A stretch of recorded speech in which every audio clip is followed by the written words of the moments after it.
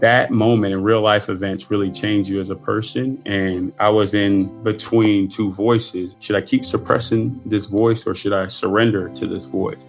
And I wanted to surrender because I'm like, it should be 3 for 3 or none of us. Like, why am I the only one here? And for some reason, I was in another test, another question, suppress or surrender. And when I couldn't suppress, I wanted to take my life. And I really looked at it, and that team really helped me because it made me think of outside of myself, like, okay, this city, okay, this team, okay, not only this, what we have, but our legacy, Keenan, Zach, Justin, those guys that did it before me. I can't quit.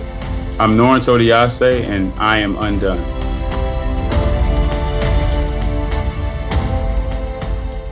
Hey friend, I am glad you are here. Welcome to yet another episode of Becoming Undone, the podcast for those who dare bravely, risk mightily, and grow relentlessly. Join me, Toby Brooks, as I invite a new guest each week to examine how high achievers can transform from falling apart to falling into place. West Texas is known for being hardworking, blue-collar, tough, and compared to other parts of the world, it's a place with a workman-like chip on its shoulder. Some people were fortunate enough to have been born here. The rest of us got here as soon as we could. At the same time, Texas Tech University and our Red Raiders don't just exist in West Texas. It and they are of West Texas. While other major schools might embrace their role as the rich, ivory tower kind of places, Tech embraces its role as the hard-working, scrappy underdogs. In my 14 years in this community, no single Texas Tech athlete I've ever watched has more embodied this mystique than Norense Odiase. A fixture on the Texas Tech basketball team from 2014 to 2019, Norense now plays in the NBA G League and hosts the awesome Mind Bully podcast. If you haven't checked it out, be sure to. I'll drop the links on the page for this episode at undonepodcast.com/EP54. Norense was kind enough to drop in and share his story. Sometimes funny, other times heart-wrenching, and just like Norense, all the time inspiring. I hope you'll enjoy this one as much as I did. Listen in to episode 54, Legacy, with Norense Odiase.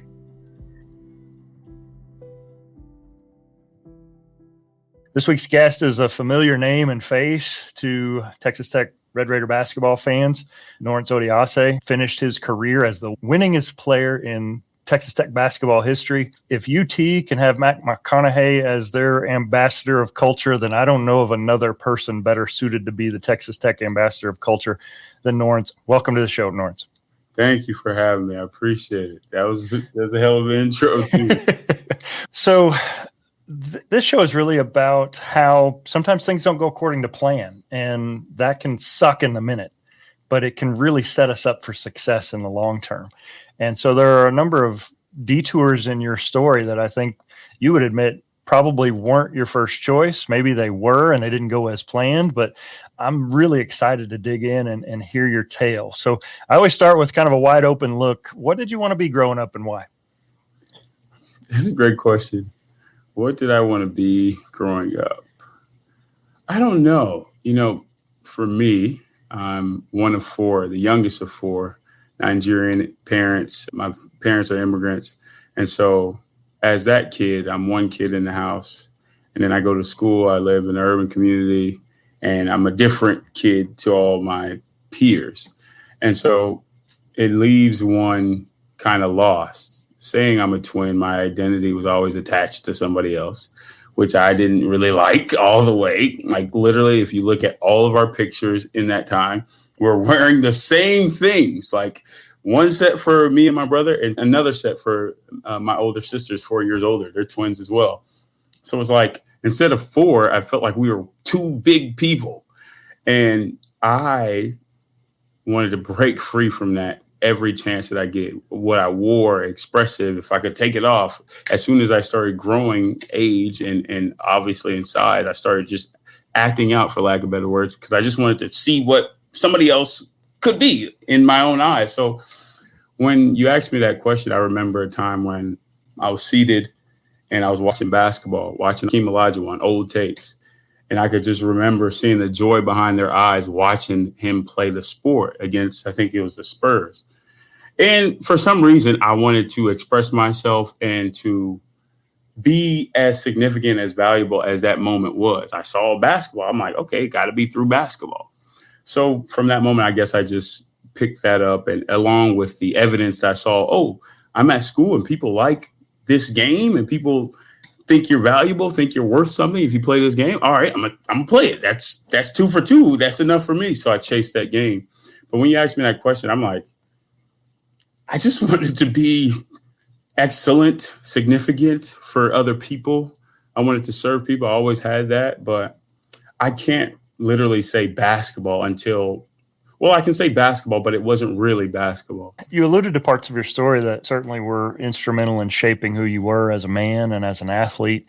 So I guess start at the beginning of Norense's story, wherever that was, time and place, and what made you who you were when you showed up in Lubbock, where a lot of Texas Tech fans first encountered Norense for the first time. What made me who I was? A lot of trials, a lot of times where I was tested, transitional period. I had 2013, I was supposed to graduate from high school with my twin brother. My twin brother goes to Texas Tech, and I'm staying, and I'm posed with a situation or a challenge.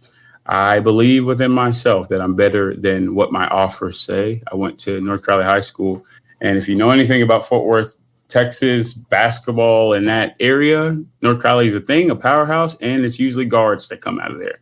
We had Willie Warren. He was drafted, I think, by the Clippers. He went to OU.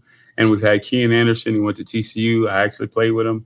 And we had just guards. It's a historic place for guards. And we used to run something Kansas did where the guards, it was just guards. And I knew I was better than that. And I was sort of a late bloomer. And so I took a chance and went to a prep school. I had low major offers, like schools late, and then some high major real late. And it was just interest. But I'm like, nah, I'm going to bet on myself and bet on my talent, and not only my talent, but my work ethic. You know, that's what doesn't come on papers. They don't stat that out. Oh, because that was a thing growing up. It was just like, dang, I'm not 7 foot. I'm not even 6'10". So like, how do I beat them out on paper? I can't, especially when they come and they don't see me getting buckets and everything because I don't get the ball to do that. So it's like what looked like a loss, I turned it on its head and I went to a prep school.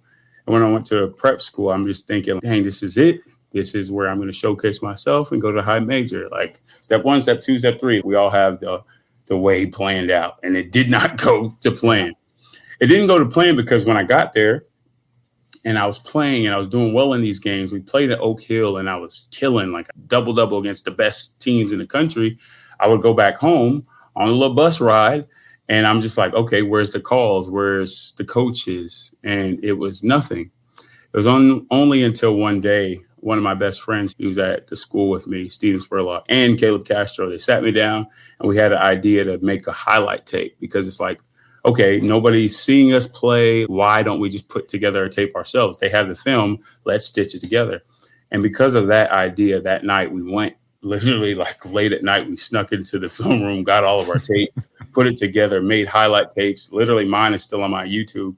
And then we just started putting together plays that we think college coaches would see. It wasn't all dunks.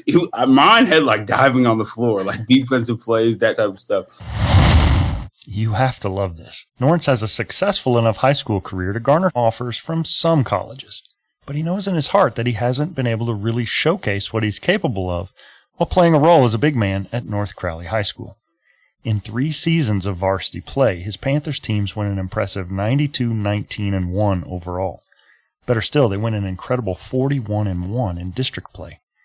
But in a system catered to perimeter players, he never felt like recruiters really got the chance to see what he was capable of.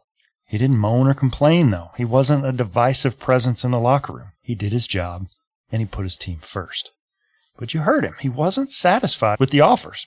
So he bet on himself and spent a year at the Elevate Prep School, competing against perennial powerhouses like Oak Hill Academy and going toe-to-toe with other high major players, thinking that the performance enough would generate interest. But when that still didn't come, eventually he and his teammates decided to take matters into their own hands. So they sneak into the film room. They make highlight reels of themselves. They begin home-cooked marketing efforts to increase their recruitment. And not just the flashy stuff. In what I personally would later grow to absolutely love about watching Norense play It was the gritty heart and the motor and the willingness to do the things most won't do. Things that don't always show in the stat sheet, like taking charges, diving for loose balls. That eventually gets him noticed by some Power 5 schools.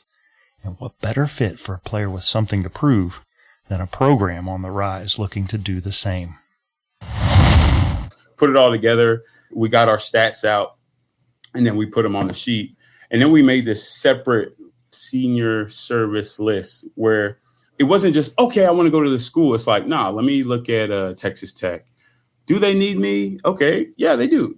Okay, why do they need me? Rebounded. Like, it was so detailed to the fact that after we got all the highlights together, we put together the list, we sent it out. Like, I would send it out. And most people send it to the department. No, I send it out to the assistant coaches because I know they're positional coaches. Those are the coaches that, do things. And so I sent it to a bunch of schools, and like all of them within hours, because it was nighttime, like, replied back. I'm like, we were going crazy because it's like, oh, okay, like that worked. Like, long story short, Tubby Smith himself flies in multiple times to my practice, and our coaches are like, whoa, like, yeah. I'm like, yeah, this is what happens when you actually pub your players. Right. But fast forward into Texas Tech, it was beautiful because I chose Texas Tech from instead of a UGA, instead of a Washington, a TCU, and other schools because of, one, the atmosphere and what I saw when I went there. But two, my mom wanted me and my brother to be together. Like I said, 2013, he went to Tech, and I was just like a year away. What is the best way to be united together? One, with a coach that flew in, the head coach himself flew in. Nobody else did that for me. And two, with the atmosphere of Tech. So yeah, that's fantastic.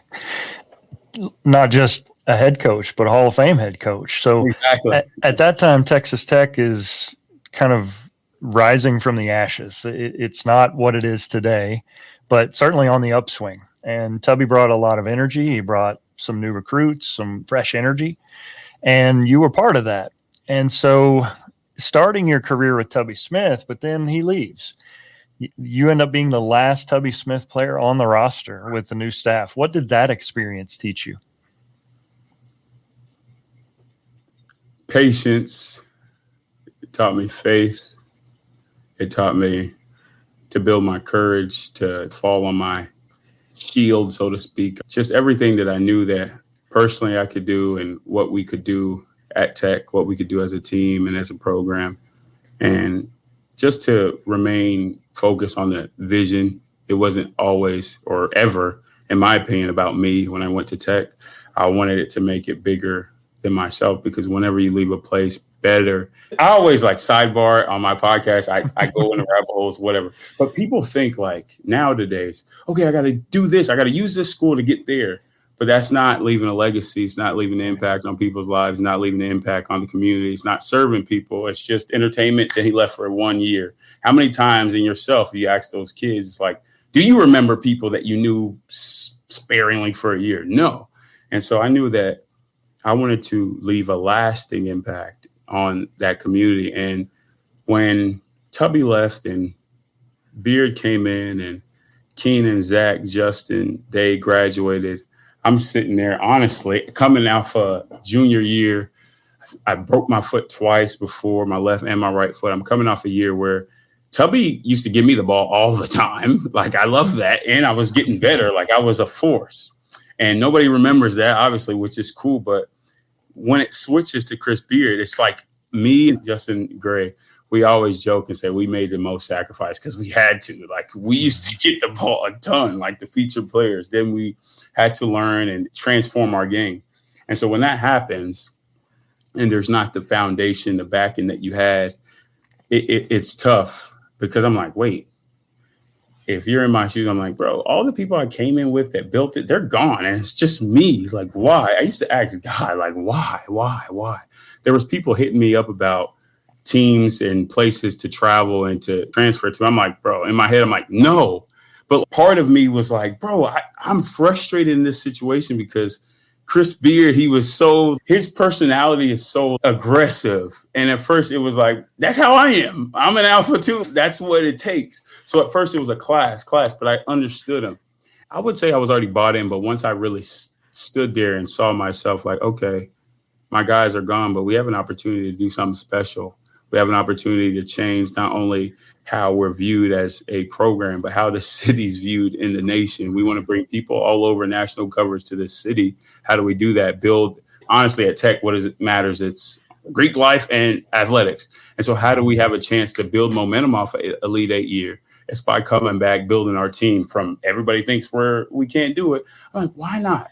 Why not?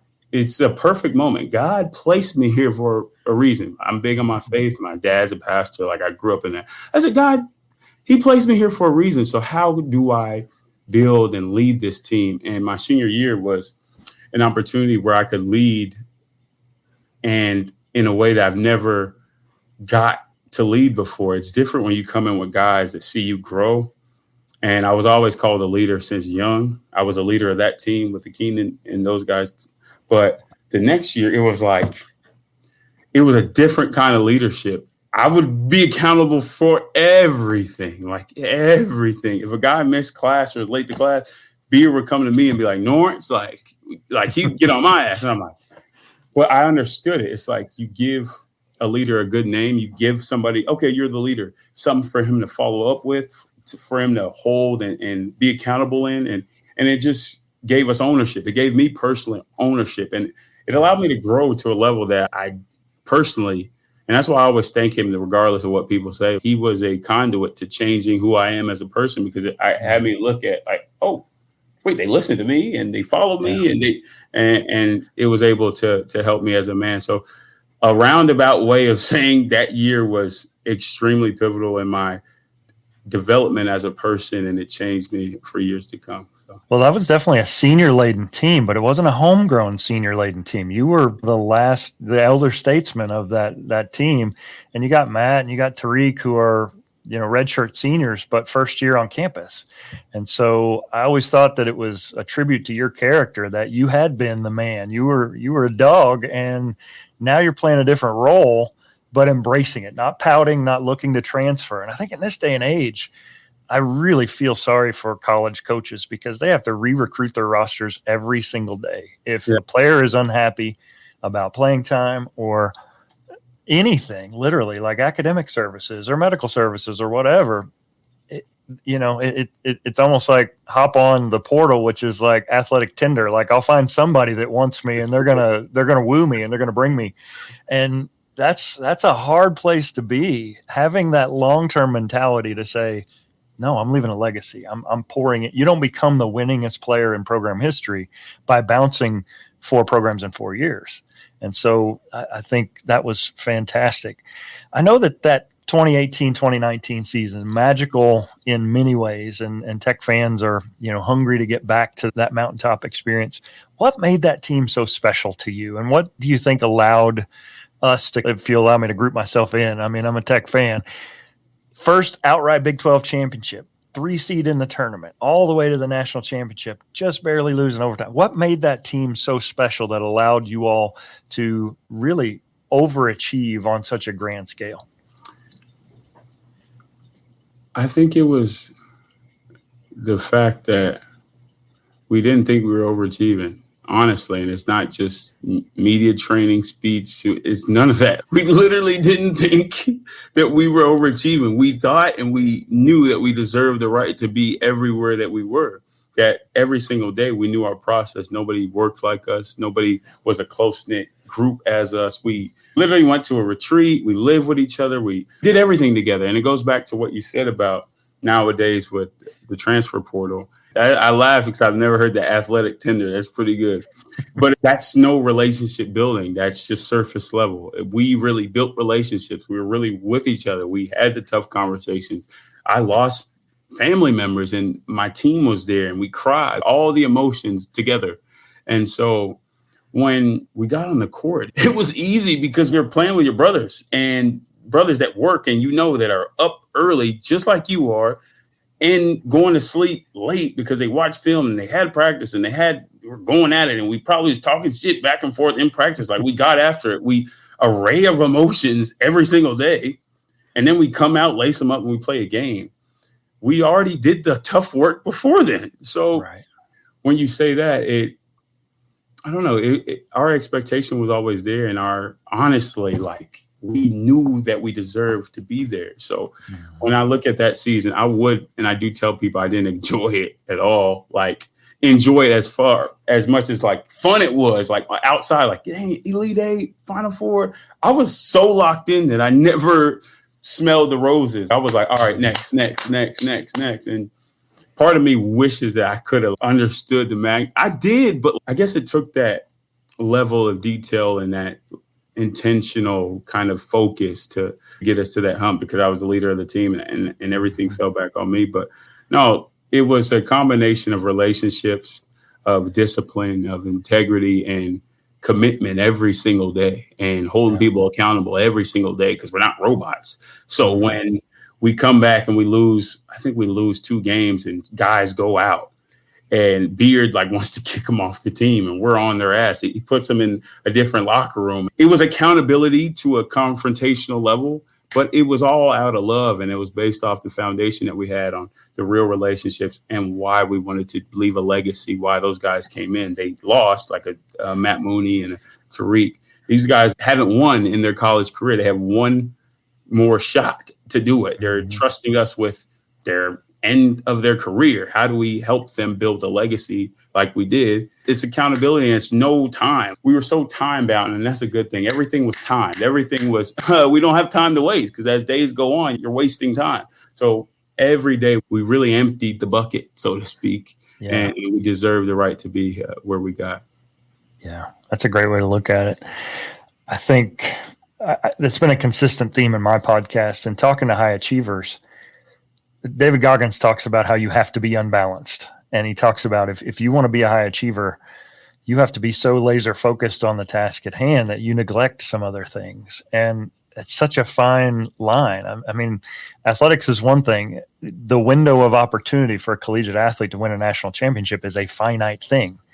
And so work-life balance really doesn't have a great place in the conversation at that stage of your life, but it can also set you up to be really unhappy for the rest of your life, because if you're so locked in and you can't appreciate those victories as they come, then man, that can be a lonely place. So I'm curious to know your thoughts on how that experience has shaped the man you are today. We're going to talk more about, your career after Tech, but just what were the lessons learned from that 2019 season?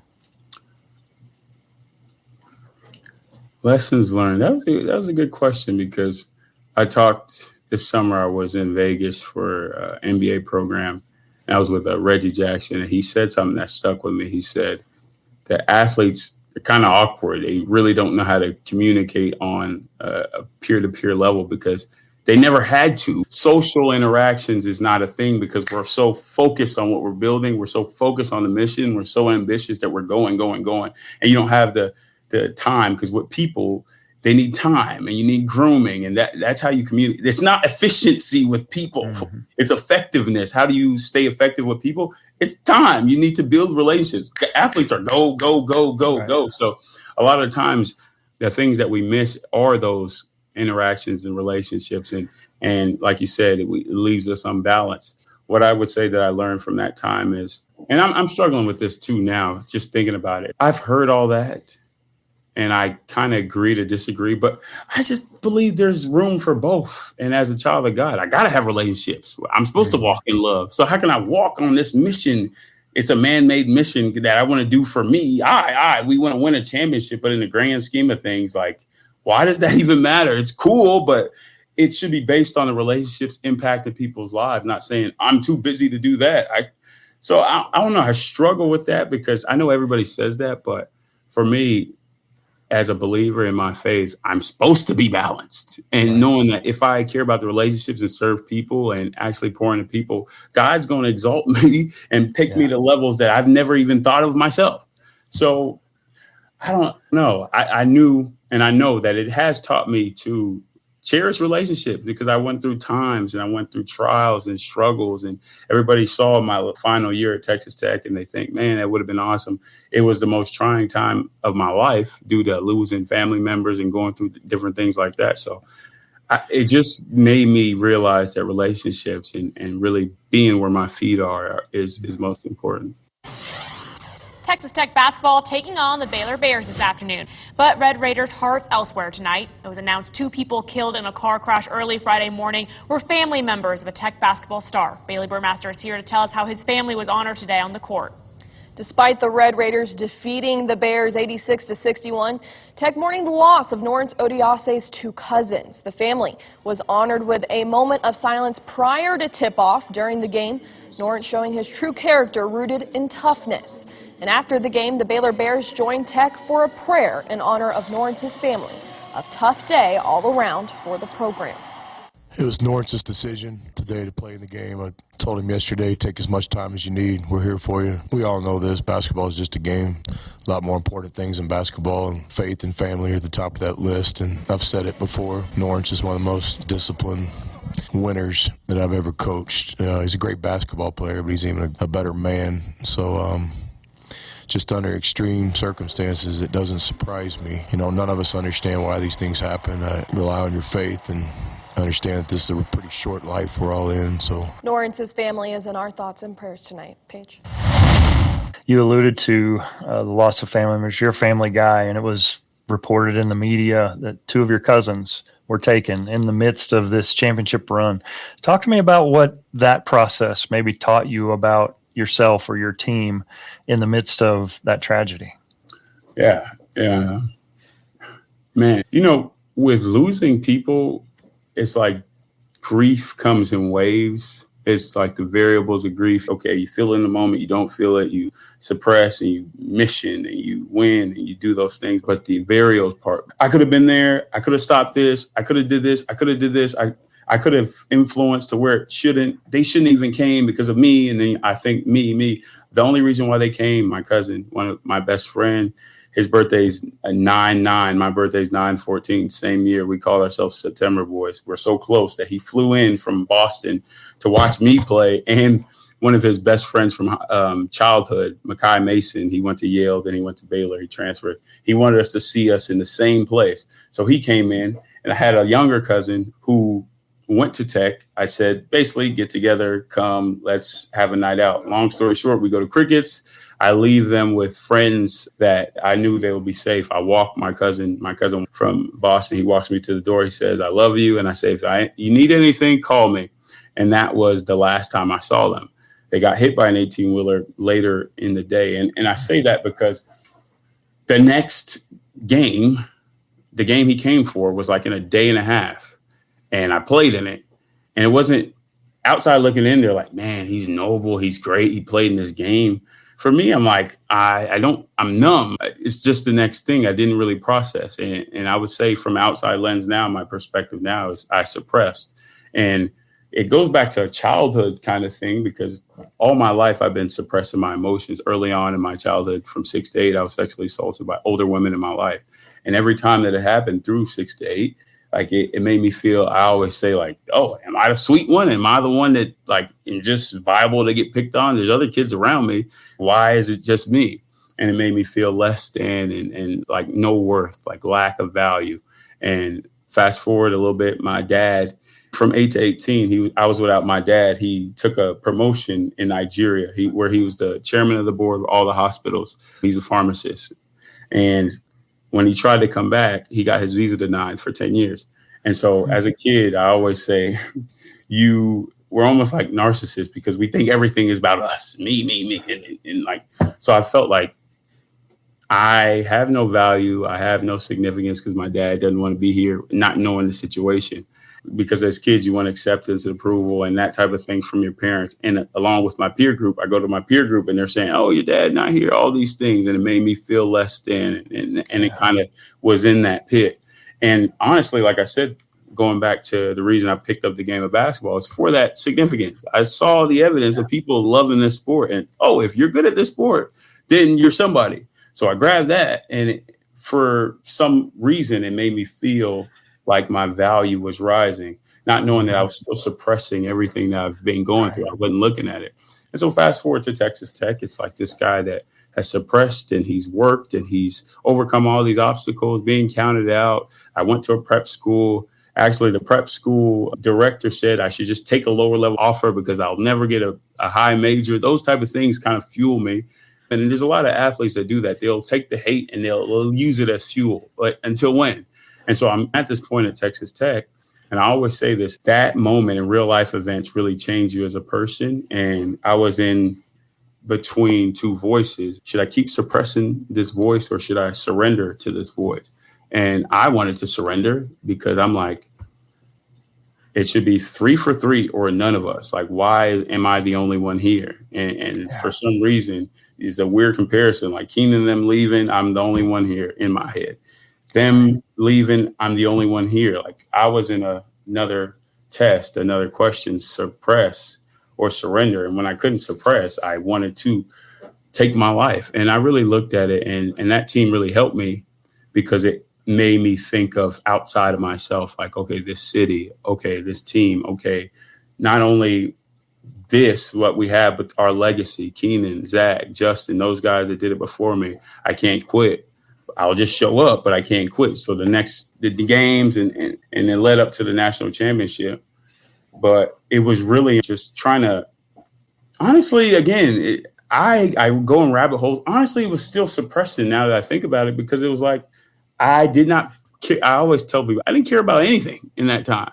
I wanted to win, obviously, but I didn't care about, because I'm like, all right, what's the point? And I always think about that year and people think, oh, you think about the Final Four. No, I think about the moment I'm at Capstone Cottages on 4th Street in Lubbock, Texas. I'm in the big room when you walk in past the front desk and the whole team is there. And in comes Norense. I walk in and I'm just bawling in tears.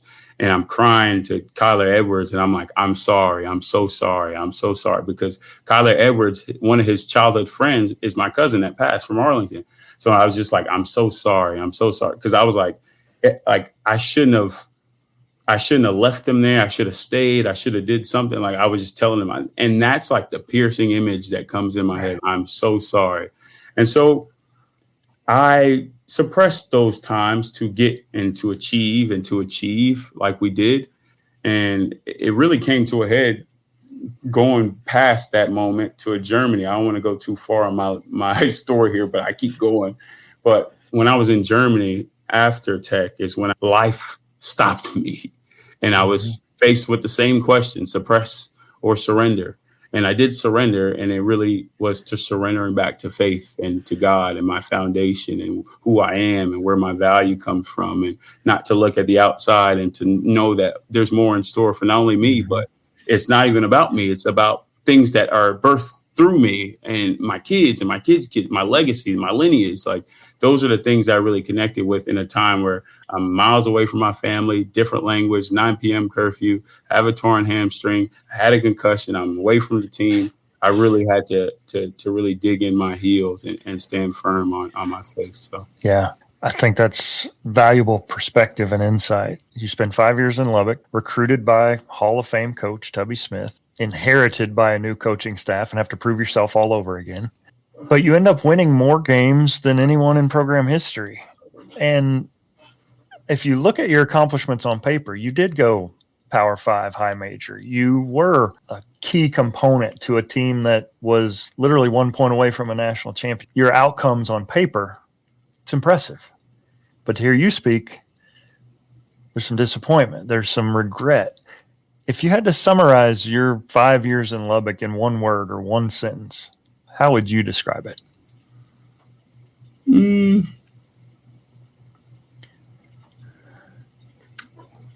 Searching. I would say searching, because I come in, I'm almost 300 pounds, and I break my foot the next year, and I lose the weight. I go from 300 to 245, and all these changes, all these trials, the transitional period, and it's really searching for, again, the significant part and who I am, but searching for what I'll leave behind, the legacy, because I always just admired those people that people talk so highly about when they left the room, those guys that had an aura about them, a different way of walking, a different way of inspiring other people that made people be like, all right, I want to be just like him. And so I thought of that. I really thought of that. I really thought about impacting people in that way and winning. And I know winning adds to that, but just that as a person. So searching the ways of how can I do that, not only in the way I play, the way I sell out and dive on the floor and impact people in that way. I was so locked in. I don't know if you go back to watch all my games, if I smiled ever. Like, people probably thought I was angry. No, I was just so focused on what it is. And I know every team needs that kind of that dog on their team. This is so on brand for Norense. If you're a TTU fan, you've heard about the brand. It's been a rough year so far for football, but after a fairly successful season last year, a good recruiting haul in the offseason, and high expectations for 2023, second-year head coach Joey McGuire's program culture is centered around building the brand. He wants that double T logo to mean something. The toughest, hardest working, most competitive team in America. And whether we are that yet or not, before Coach McGuire put that into words, Norense Odiase put it into action. Sure, deep down, he would have loved to have been the focal point of the offense. He would have loved to have been the star of the program on the upswing. But Norense has always been about more substance than sizzle.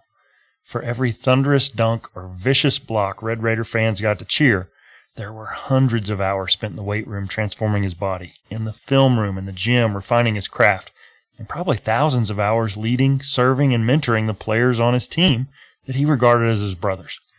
He battled through abuse and neglect and feelings of self-doubt as a child to become a fierce competitor on the court. But through it all, he became the living, breathing, walking embodiment of what it means to be a Red Raider. That's the kind of dude others talk about highly when he leaves the room. And so I was searching to find a base of what people needed. They needed that on the court. They needed that as a person in the community. The young dreamers need somebody to look at and be like, okay, I want to be like him. I was just searching to find that within myself, I would say. Mm-hmm. I think that's a powerful insight. Over with the dish.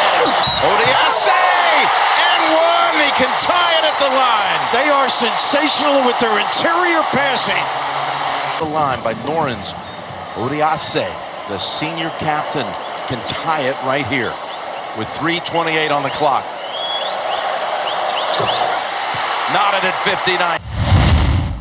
I think it's also important to point out that even as a redshirt senior, you're a grown man, but in a lot of ways you're a kid. You're still learning to deal with emotions. Dealing with the emotion and the disappointment of that loss. I remember that Tuesday in Lubbock. And I remember getting out of bed and the sun still rose in the east, and I went to campus. How awesome would it have been to be national champions? But the world went on.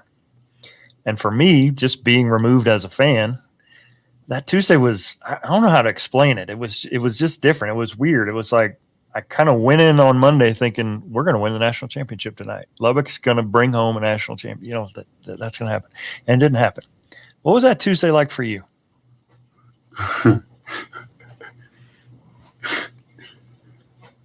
Even you saying that just kind of like pissed me off because I'm like, man, like that. I'm almost speechless because in that moment I'm almost getting chills because I'm like, everything you just explained was what we thought and what we knew. It's not even thought. It's like we knew we're going to win the game. We knew that we were going to come out on top, and we knew like this was it. And just obviously the way the game played out, but for it not to happen, pain is not even a word to use. So that next day, I can't remember where I was. We came back, we talked to the crowd, and we were in the arena, and everybody was there. But guys were kind of just floating because it was like, none of us are present. We're just in our own heads about the year that we had and the team we assembled and the new thing that we brought to Lubbock and Big 12 champions. We were thinking about all that in our head and what it means from here. Like, how could this be over? Is this the end? We envisioned the Jones football stadium being packed for a parade. Those are the things that we expected.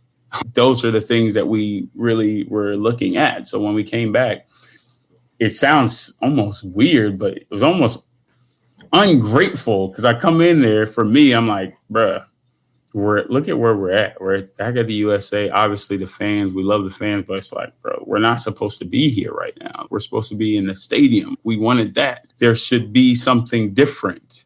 Mm-hmm. And not having that. And it's kind of weird because now I'm really cool with Diakite, Mamade Diakite, the one with the blonde hair. And he was just like, we worked out together pre-draft, and he was just like, Virginia is like an academic school. The next day was just like another day. And I was just like, that pisses me off, bro, because you guys don't know what that would have meant. Yeah. And so when I think about that day, I think I saw a clip, but I haven't watched that game full. And I think there's going to be some time till I watch it. Right. So go through that process. Things didn't end how any of us wanted, but your career's over. It didn't exactly end on your terms, but it wasn't cut short by injury. You played out your college career, and then you're looking at the next opportunity. So you turn your attention to professional basketball. What has been the biggest surprise for you in the 4 years, the 2 continents, the 6 teams where you have invested as a professional basketball player? Talent is not the number one thing. Talent is probably not the number 2 thing. I'll say my truth, but I don't want to ever discourage someone from going professional, but it's a different game. It's politics, and it's a lot of other things added than your talent. And I would say that with pausing for a moment, because I think that's every job. And whenever your talent, something creative that you express yourself through since a kid, becomes a job, it might, and it can, and for a lot of people, it does change the way you look at this game that you've played and something that you use to express yourself. So I always say to athletes and the people that to know that coach speak is, nope, keep your focus on basketball, like unbalanced almost. Like, I love the game. I love people that love the game. You got to breathe, eat, sleep the game. And I say, I get the context and I get where you're coming from, the standpoint. And I know that as a coach, you need me to be that way for you and for success. I get that. But on the human level, it's about, okay, what are the relationships I have? And wait, it goes to my values. What do I value as a person? Do I value relationship? Do I value this life? Obviously, I value perseverance in every aspect of my life. So it's not just basketball, and to span out and know like the things that really matter. Okay, if I'm coming from that standpoint, how do I build young men? How do I build people, leaders in society? It's looking at your life from a holistic lens and addressing every need that one needs. And I've been around a lot of guys, millionaires, guys that got the money and they're unhappy for a lot of those reasons. They don't have family around them, a good support system, a good group of people that they can rely on. And it's unfortunate because we're teaching the same talk track. It's like a sales job. I worked sales for Amazon, account executive, and they give me a talk track to what to say to these sellers. And then one day I just threw them out because it's stale and we just ask the same questions. We say the same things over. Coaches do the same thing. Honestly, it's lazy. Oh, just go and grind. And all right, we get the premise. But how do you impact and effectively communicate with the person that you're speaking to? Yeah. You actually have to know them. What does that go back to? The foundation of relationship. Mm-hmm. And it really just taught me that, yes, excellence is a thing and work hard. And you already did that. You're the type of person, you're already motivated. But it's about, 1, leaving a legacy for people behind you, and 2, just inspiring people. Maybe it goes to the same thing, but inspiring people in what you do and finding other things, other facets of yourself to showcase and to learn about and to be creative about all the traits that God gave you. Yeah, he gave you traits to play basketball, but what other traits did he give you? And so with those talents, with those traits, how do you give back to other people? Yeah, right. Well, I've long been a fan. You were workmanlike in so many ways, and obviously heart and a hustle guy, always selling out on, diving for loose balls and taking charges and that kind of thing. And I think you hit the nail on the head. A lot of people looked at Norense in especially those early years, like he's the quiet, angry guy. And now you're a podcaster. You've got a platform. And to hear you talk, it's not toxic masculinity. You talk about being vulnerable and having feelings and controlling your mind bully. So talk to me about your platform now and where the genesis for this came from and what this podcast has done for you as a man. Yes. Yeah. Mind Billy podcast is overcoming the negative voice. I say beat the hell out of your negative voice because I'm aggressive in nature. That's kind of what I do. But it came from in Germany, where my first year out of Texas Tech, I was with the Suns, then the Suns G League. Then COVID happens, and I'm in an opportunity where one of the most amount of money that I've seen in my life, a 3-story house, nice living, just like over here. I'm driving a car on the Autobahn. I can go as fast as I want. It was in a time where lockdown had just happened here, and in Germany wasn't locked down. I was in Berlin, I remember. I was in this bar with all my new teammates, sending videos to my friends back home at 4 a.m. saying, this is how we live, and y'all think it's nice over here. And so literally a month later, everything shut down. But then also a month later, I tore my hamstring, and I had a coach that made it tough. He was honestly racist. He's been fired 3 times. He called a woman a Nazi there. Like, just some things that you don't do in Germany at the real traditional kind of town, kind of like Lubbock. Like, it's a no-no in Bamberg. And so it was actually funny. I dropped my podcast and everybody in that city listened. It was going viral and that. But I take that place again, a different language. Now Germany has a 9 p.m. curfew. I have a torn hamstring, and this coach was saying just these negative things to me every single time I'm in the gym, and I see him like 3 times a day. So I go in for workouts, shooting, I see him, and he's saying these negative things, negative, negative, negative. And then I go to practice, negative, negative, negative.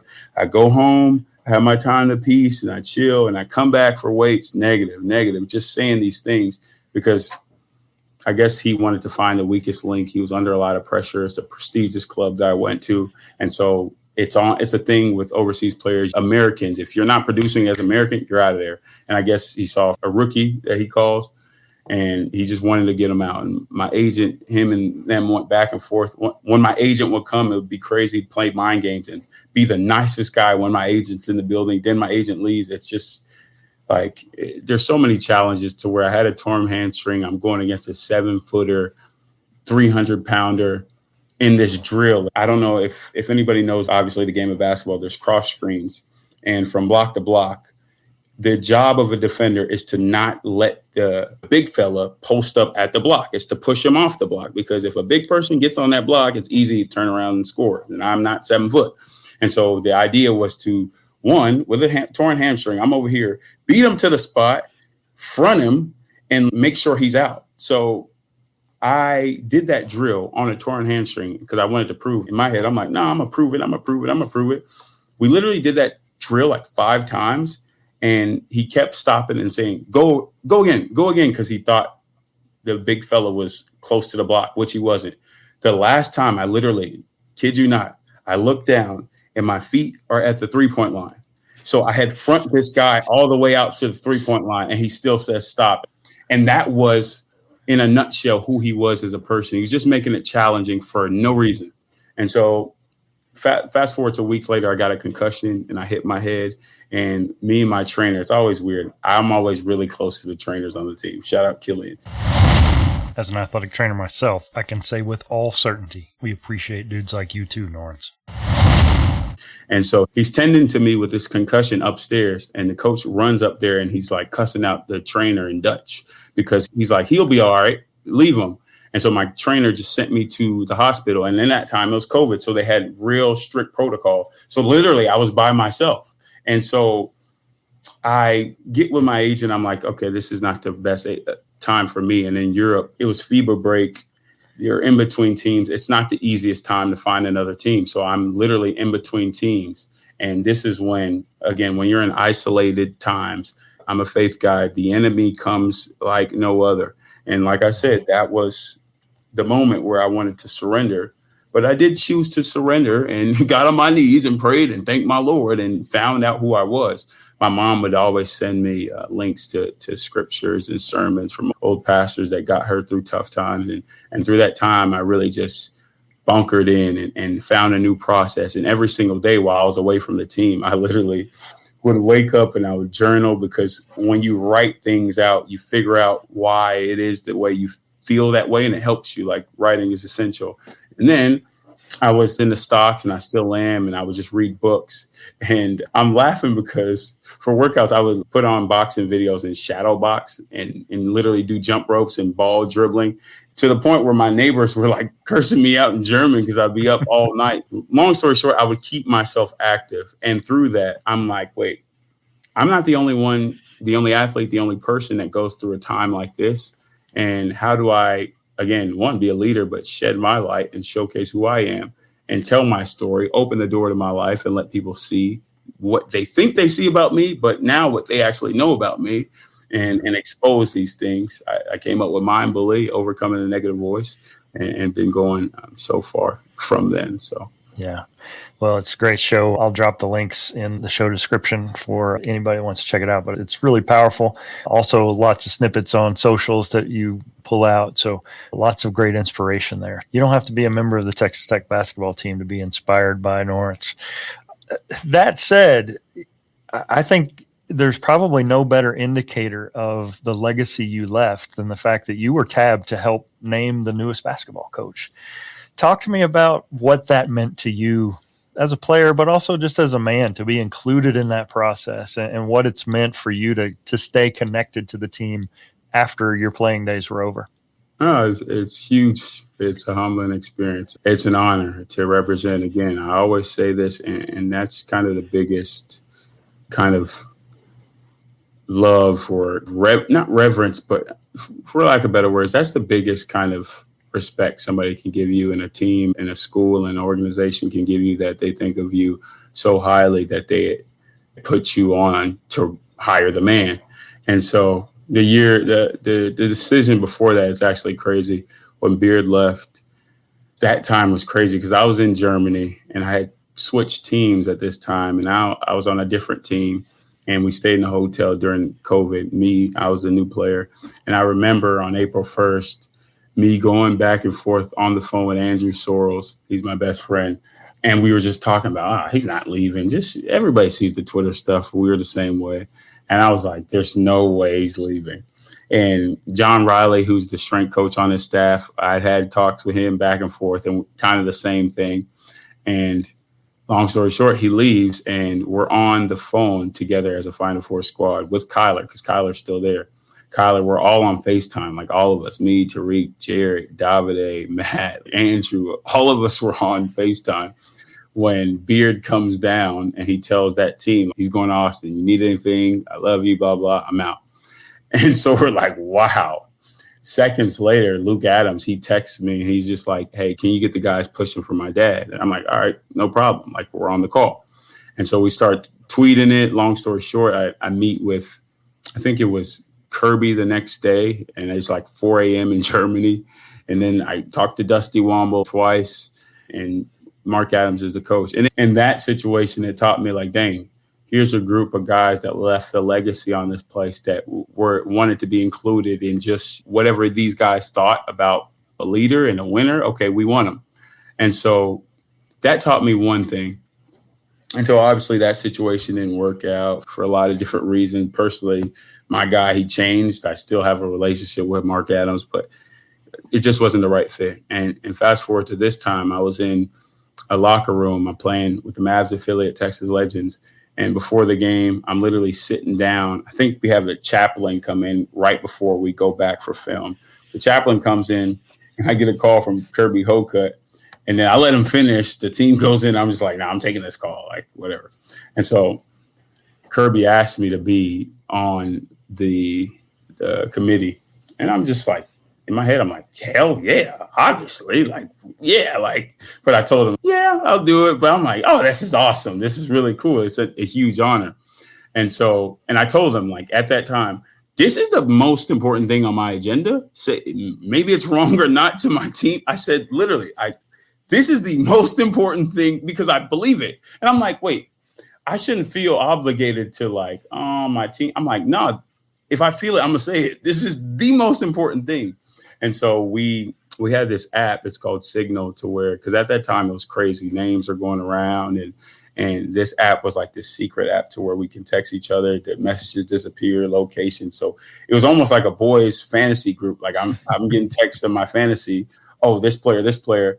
I'm like, if you hear about a coach, drop them in, and then we all do research. And then we convene later and be like, okay, this is why this. And it just taught me a lot as a person, as in, like, wait.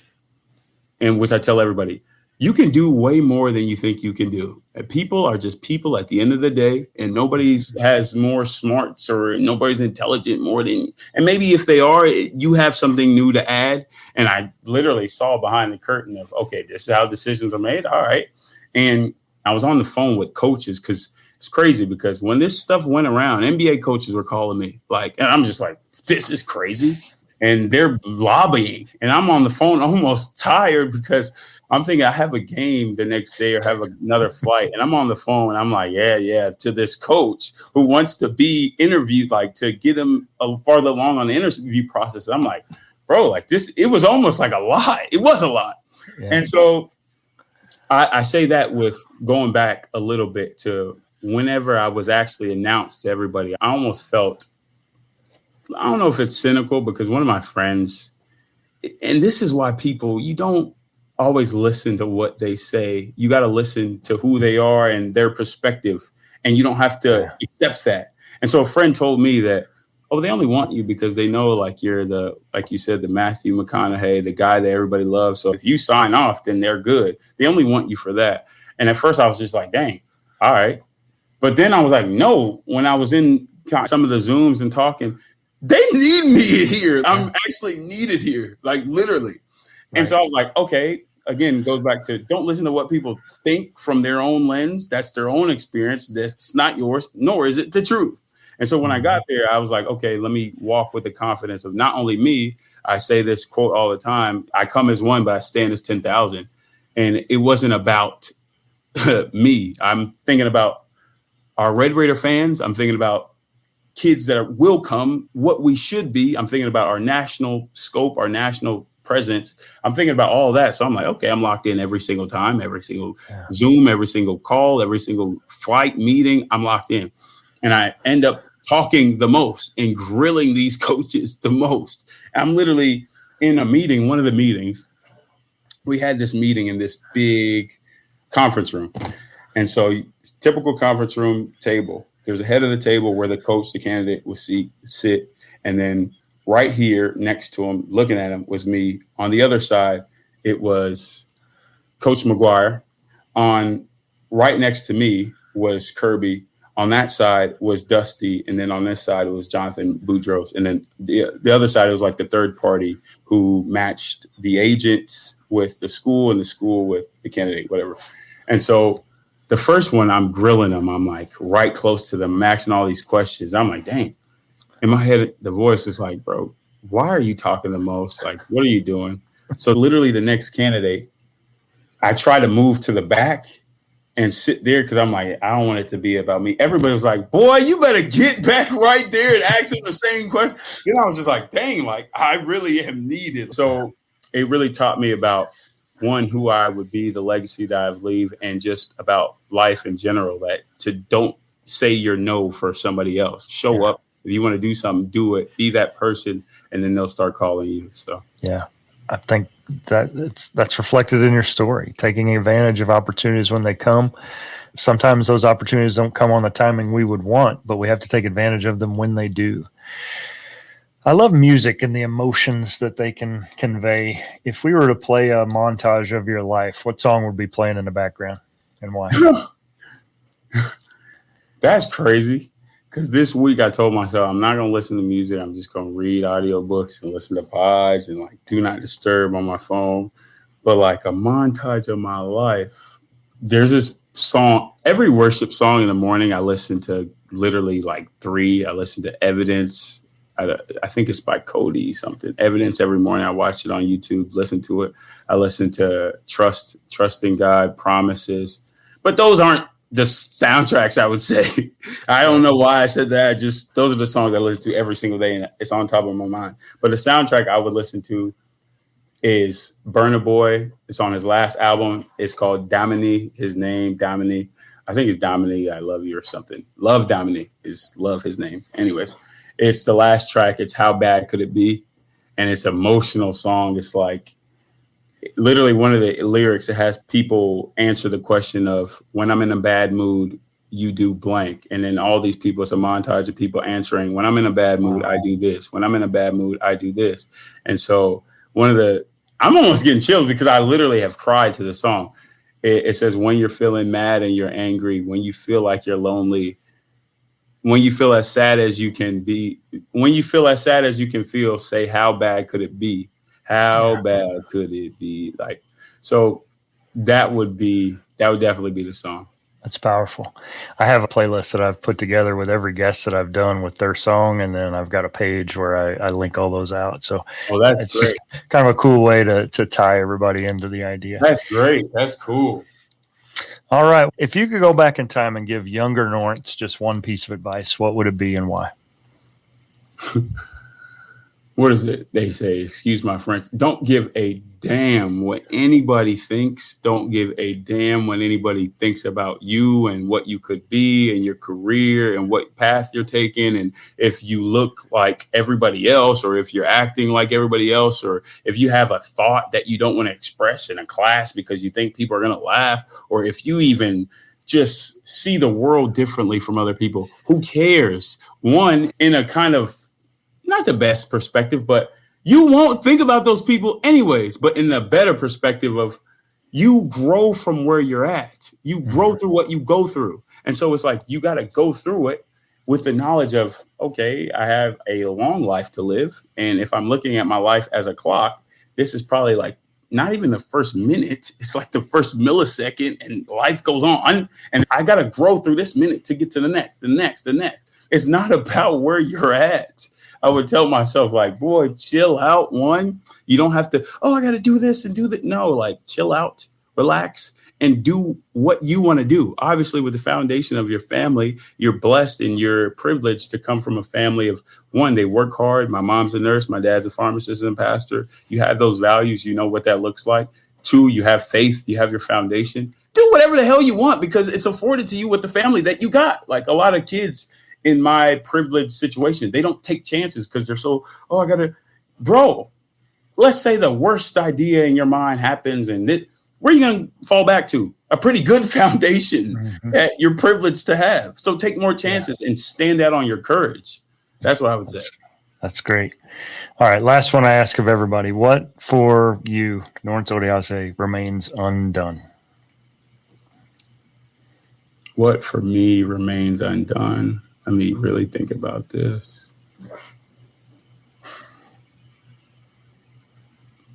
Man, I don't know. Maybe it's a default answer, but it goes back to legacy. Like, how would I be remembered? Who will people say that I am? I hate it. I'm just a weird or interesting, curious guy about all the abilities God gave me. I hate when people just say, oh, that basketball player, remember me for the basketball, or, oh, that's the guy from the Final Four.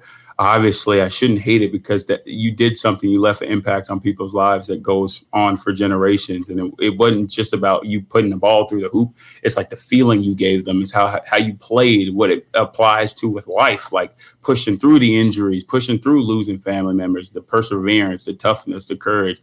It means more to them than a game. And it means more to me than a game. But for some reason in my head, I'm just like, all right, I don't want to be remembered for that. I want to do something greater with other given traits and talents that God gave me. I got to build that. I got to grow through that. I got to fine tune and rewire who I am and look at myself as, okay, more than just a player, more than just a basketball player. So I'm at a spot of, when you ask me what is left undone, it's my life and a legacy that I lead and that I leave to those that are all around me. So, yeah, that's great.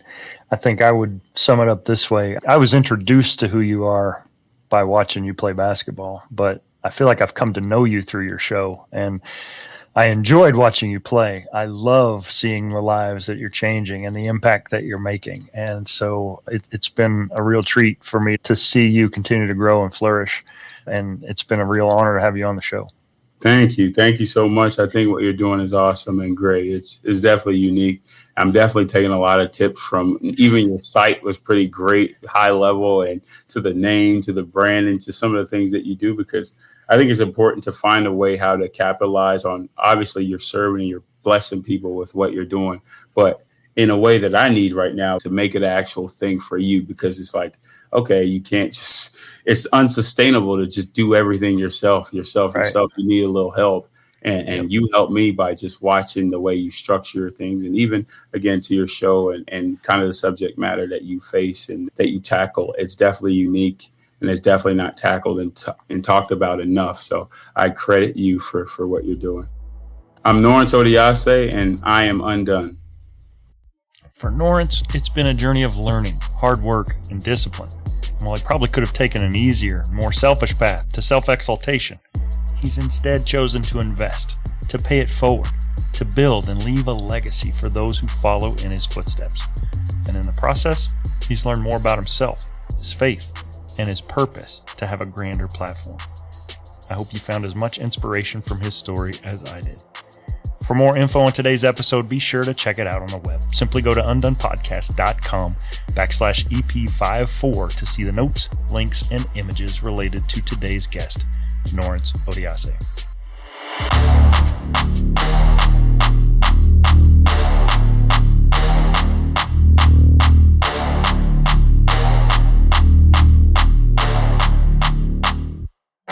Coming up, I've got the powerful story of former college football player turned motivational speaker Fletcher Cleaves. Then state champion Lubbock Estacado Matador head basketball coach Tony Wagner shares how he's overcome adversity and become a champion as well. Then fitness personality Gio Marine drops in. So stay tuned. This and more coming up on Becoming Undone. Becoming Undone is a Nitro Hype creative production written and produced by me, Toby Brooks.